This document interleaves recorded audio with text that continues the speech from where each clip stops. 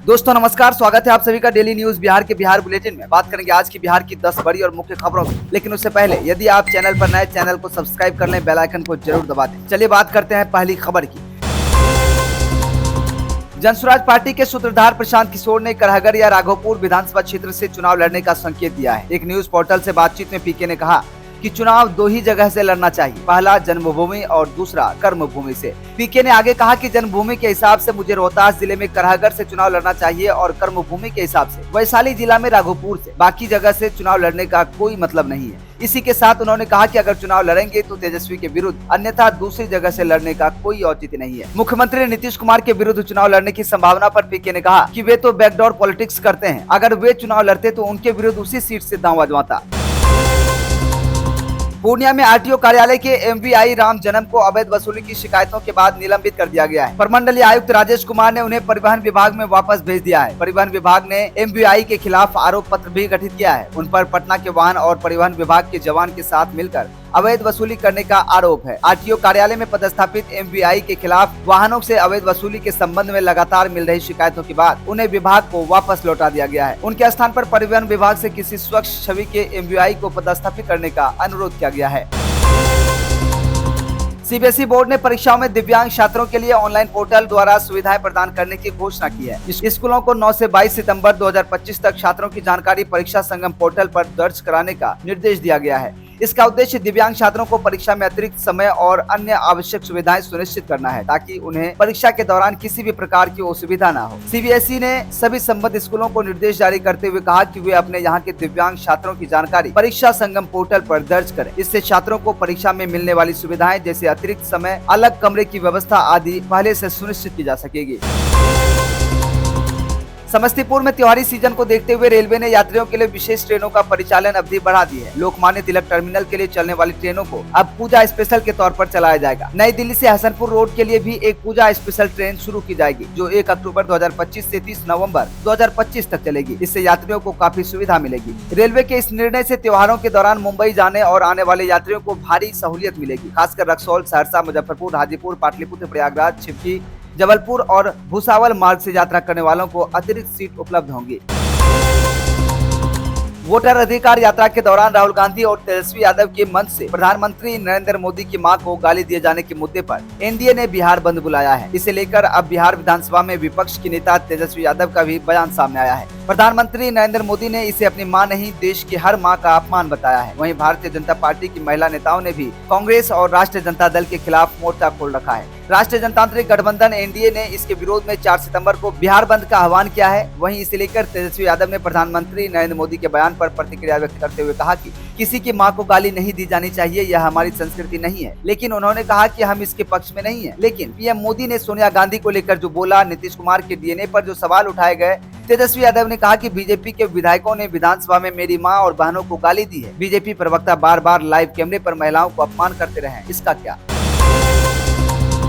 बिहार में विधानसभा चुनाव अक्टूबर-नवंबर में होने की संभावना है। राज्य में वोटर लिस्ट के स्पेशल इंटेंसिव डिवीजन को लेकर राजनीतिक विवाद चल रहा है। अब इस मुद्दे पर पश्चिम बंगाल में तृणमूल कांग्रेस सरकार और बीजेपी के बीच तकरार शुरू हो गया है। पश्चिम बंगाल में तृणमूल कांग्रेस की ममता बनर्जी की सरकार जहां एसआईआर का विरोध करने के लिए कमर कस रही है, वहीं विपक्षी भारतीय जनता पार्टी ने उस पर हमले शुरू कर दिए हैं। बीजेपी के राष्ट्रीय महामंत्री और पश्चिम बंगाल के प्रभारी सुनील बंसल ने ममता बनर्जी पर घुसपैठियों को प्रश्रय देने का आरोप लगाया है। कुल मिलाकर संकेत यही है कि स्पेशल इंटेंसिव डिवीजन आने वाले समय में विवाद के केंद्र में रहने वाला है। अगले साल असम, पश्चिम बंगाल, तमिलनाडु और केरल में विधानसभा चुनाव होंगे। इनमें से असम के अलावा बाकी 3 राज्यों में विपक्ष की सरकारें हैं। इसमें भी एसआईआर के सबसे अधिक पश्चिम बंगाल प्रभावित हो सकता है।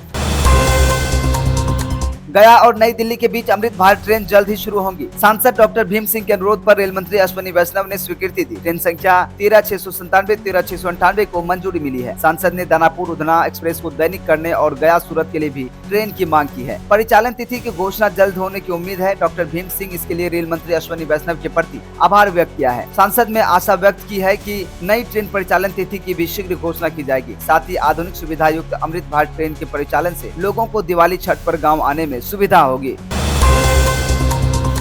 राजगीर अंतर्राष्ट्रीय क्रिकेट स्टेडियम अब बीसीए के अधीन होगा। एसोसिएशन के अध्यक्ष राकेश कुमार तिवारी ने राजगीर क्रिकेट स्टेडियम को बिहार क्रिकेट बोर्ड के अंतर्गत लाने के लिए बिहार सरकार का विशेष आभार जताया है। उन्होंने प्रदेश के क्रिकेट के लिए इन दिन को ऐतिहासिक दिन बताया। उन्होंने कहा कि राजगीर में निर्माणाधीन क्रिकेट स्टेडियम के रखरखाव और संचालन का जिम्मा बिहार क्रिकेट एसोसिएशन को सौंपने की सैद्धांतिक मंजूरी के साथ राज्य में क्रिकेट की एक नई पहचान स्थापित होगी। हालांकि अभी आधिकारिक हस्तांतरण नहीं हुआ है, लेकिन बिहार सरकार ने एक महत्वपूर्ण नीतिगत निर्णय लिया है कि राजगीर अंतर्राष्ट्रीय क्रिकेट स्टेडियम जल्द ही बिहार क्रिकेट एसोसिएशन के संचालन नियंत्रण में आ जाएगा। पटना में जेडीयू दफ्तर के सामने उर्दू बंगला टीईटी अभ्यर्थियों ने बुधवार को जोरदार प्रदर्शन किया। जेडीयू दफ्तर के बाहर भारी संख्या में उर्दू बंगला टीईटी अभ्यर्थी पहुंचे हैं। प्रदर्शनकारियों ने 12,000 अभ्यर्थियों को धर्म के आधार पर बाहर करने का आरोप लगाया है। साल 2013 में परीक्षा हुई थी, अभी तक रिजल्ट जारी नहीं हुआ है। बताया जा रहा है कि इन अभ्यर्थियों की संख्या लगभग 12,000 है। प्रदर्शनकारी अभ्यर्थी सीएम नीतीश कुमार से मिलने की जिद पर अड़े हुए हैं और लगातार यहाँ नारेबाजी कर रहे हैं। इस प्रदर्शन में कई युवतियां भी नजर आई। भारी संख्या में पुलिस बल की तैनाती की गई है। उर्दू बंगला टीईटी अभ्यर्थियों और छात्रों ने तख्तियां हाथ में लेकर जोरदार प्रदर्शन किया। इस दौरान जदयू कार्यालय में तालाबंदी भी कर दी गई है।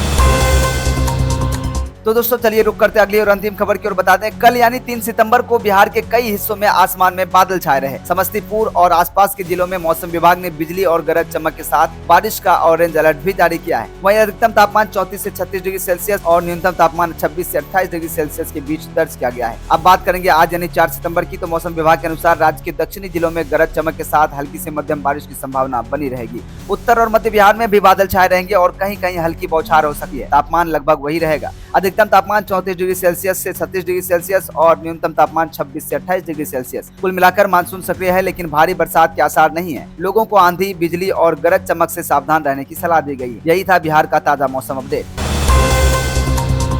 तो दोस्तों ये थी आज की बिहार की 10 बड़ी और मुख्य खबरें। इन सभी खबरों में से कौन सा खबर आपको सबसे अच्छा लगा, साथ ही साथ आप बिहार के किस जिले से वीडियो को देख रहे हैं, कमेंट करके जरूर बताइएगा। आप कैसा वीडियो देखना चाहते हैं वो भी कमेंट जरूर कीजिएगा। साथ ही साथ वीडियो अच्छा लगा हो तो वीडियो को लाइक कीजिएगा, ज्यादा से ज्यादा शेयर कीजिएगा। चैनल पर नए चैनल को सब्सक्राइब कर लीजिएगा, बेल आइकन को दबा दीजिएगा। वीडियो को हाइप करना नहीं भूलिएगा। मिलते हैं फिर कल इसी तरह की खबरों के साथ सुबह 5 बजे। तब तक के लिए हमें दीजिए इजाजत। नमस्कार।